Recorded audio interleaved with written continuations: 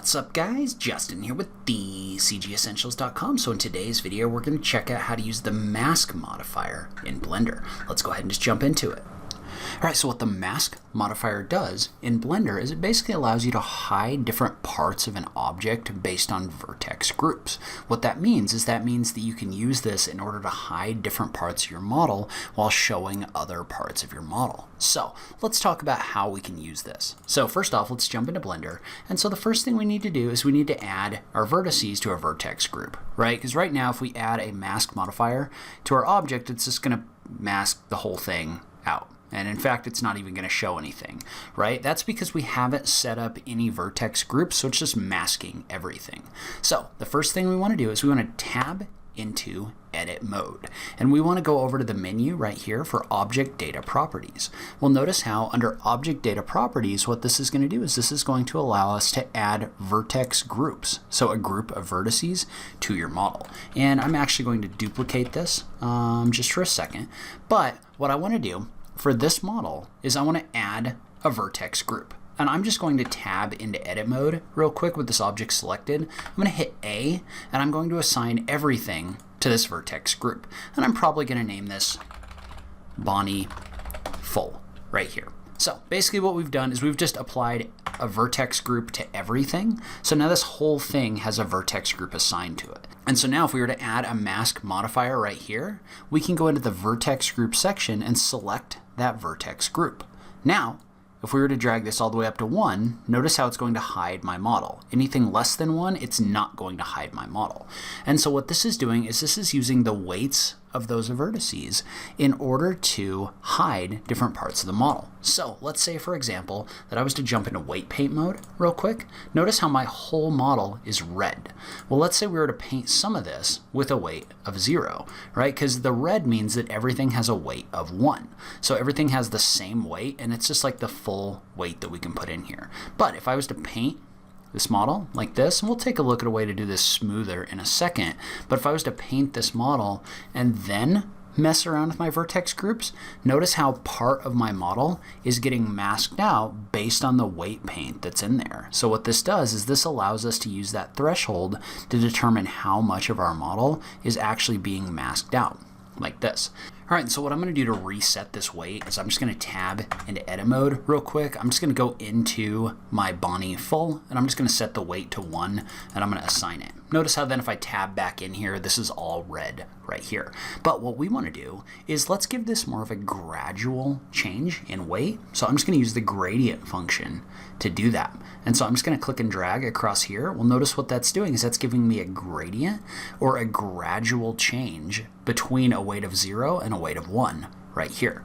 Well, what that does is now if I was to go back into this modifier right here, notice how I'm getting a much smoother animation for this model being shown or not shown. And so one thing to note about this is note that if we go back into object mode and we look at this other object right here, let's say we were to only add part of my Bonnie model to the vertex group, right? So let's say I was to go to wireframe, we'll go to top down, and let's say that I was only to select the back side of this model and add that to a vertex group right here. What I can do is I can just say Bonnie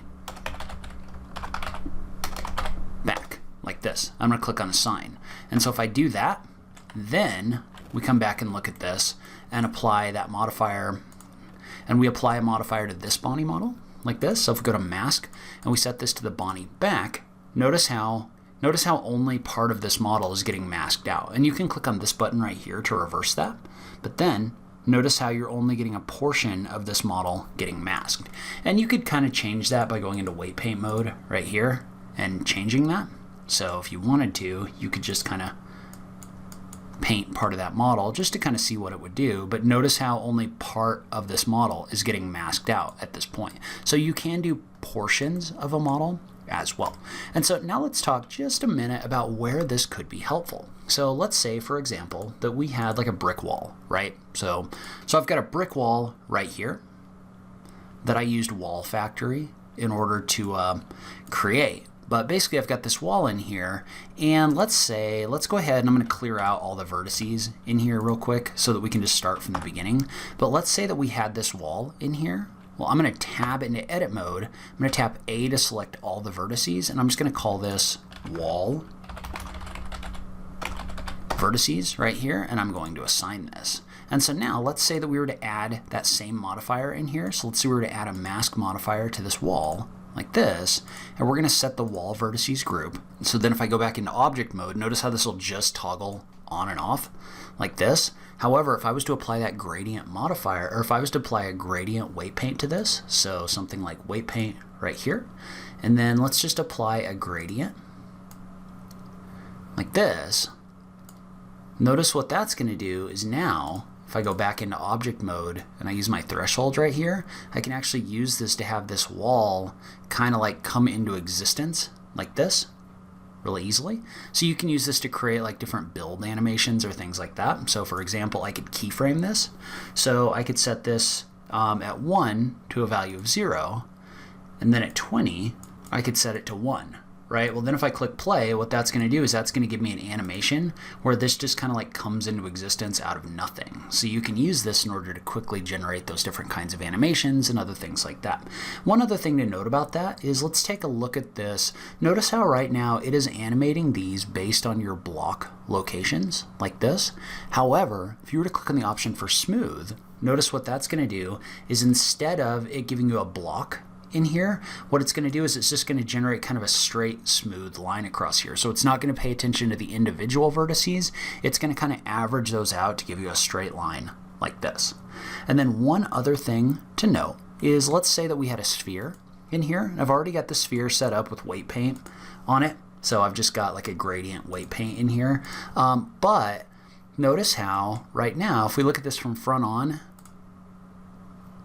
notice how right now it's kind of blocky, right? And what we could do is we could use the smooth function in order to make that straight, like we talked about before. The other thing we could do though is if we add a subdivision surface modifier above the mask modifier, not below. You don't want it to subdivide after the fact. You want it to do it below or above. But if I turn that up, notice how I'm going to get a much smoother effect in here with my geometry. So if you didn't want to use the smooth function, you can use subdivision in here in order to get more detail, which is going to make your animation look a little bit better. So I will link to some other modifier tutorials on this page as well. Leave a comment below if you have any questions about this one. But as always, thank you so much for taking the time to watch this, and I will catch you in the next video. Thanks, guys.